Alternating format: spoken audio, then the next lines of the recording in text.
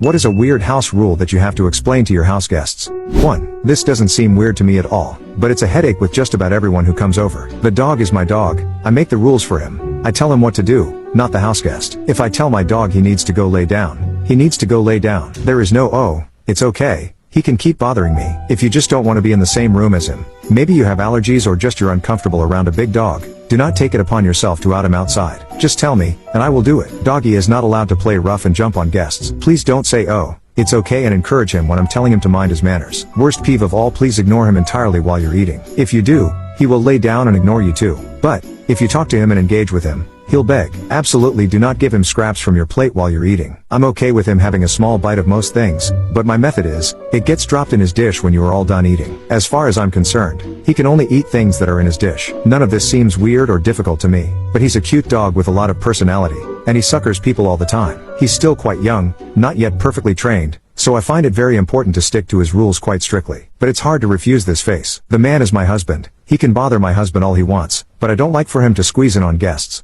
2. I will tell you about a rule a neighbor had that had to be explained to guests. My son, when he was 10 years old, was having a sleepover at this neighbor's house. I dropped him off and the mother called me about 30 minutes later asking me to pick him up. What I didn't know is that she had a young, 2-year-old son with multiple health problems. She heard my son cough just once. He didn't even have a cold, but for some reason he did cough. They couldn't take any chances because she told me that what could just be a cough for most people could turn out to be major for her young son. He could end up in the hospital or even die from catching a cold from another person. I felt horrible for the little boy and also for the sacrifice her other children and entire family made for this little boy. There was no cure for what he had. They took him to Israel for a hopeful treatment there, but it didn't help. That was years ago and I often wonder about this little boy. I knew at the time his outlook and prognosis were not good. But it is certainly understandable why this precious family had to make a house rule that most of us wouldn't even think twice about. 3. Living in NYC, there are always people who want to stay over because of hotel rates here, which is fine as long as they understand that I am not running a hotel. Examples: cupboard space is rare in NY apartments. If I give you water in a mug, please just accept it. I probably have very few water glasses and they are all in the sink. Same for towels. I don't use face towels. I don't have any. Please don't explain to me why